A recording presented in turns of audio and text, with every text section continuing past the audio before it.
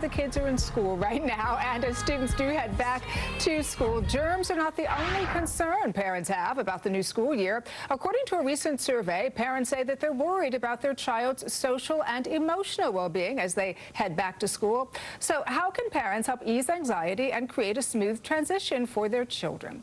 Joining us with some advice is licensed mental health counselor Shantala Boss. Good morning to you, Shantala. It feels like forever since we've last talked. I know. Good morning to you. It's always good to see you and have you with us. And this is such an important topic because kids may be feeling a little anxious. I was talking to somebody yesterday and I said, first day of kindergarten, you're anxious. First day of high school, you're anxious. This creates a whole different kind of anxiety, right? It really does. There are so many unknowns and so many things that are kind of up in the air for us and for our kids. So we really just want to start with some open-ended conversations about really what's on their mind and what they're feeling. I think it's important for parents to check in with themselves before they start those conversations to see what their fears are, what their anxieties are, and make sure not to bring that into the conversation, but really let their child lead so that they can discuss and problem solve going forward into the new year. So should we be asking them questions, Shantala, or should we wait for them to come to us? I know sometimes, especially with teenagers, they're a little more closed in terms of their emotional state and their feelings. And so how should we approach teenagers and how should we approach younger kids as well?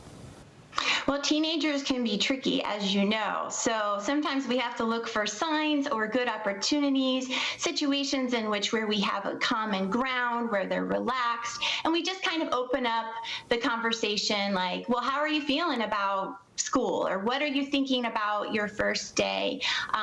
Letting them know basically that you're there, not pushing it, but that you're available and that you understand that this year's different and there's going to be some stressors. Also, parents just focusing more the first few weeks on just adjusting socialization if the kids are at school, if they're at home, their new routine, and not as much on academics. The first couple weeks we're just focusing on getting used to everything. So that's really important to take some of that pressure off. And so I know with my younger son, it's a lot different because he asks all the questions. He wants to know about everything, and he wants to know about it twice. So when you have a younger child, you're obviously going to approach that a little differently than you would the older kids, right?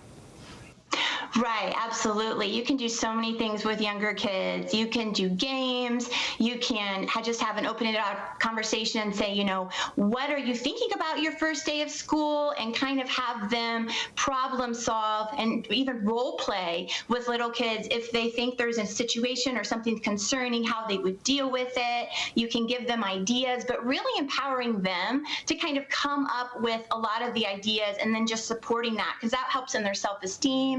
And that will reinforce that, because if they believe that they can do this or they came up with it on their own as a solution, they're much more likely to use it. So that's very important, giving them that control. So you've asked all the questions and you've kind of taken an assessment of where they are emotionally. So having that information, then how can we best support them as they do head back to either the classroom or to the living room for distance learning?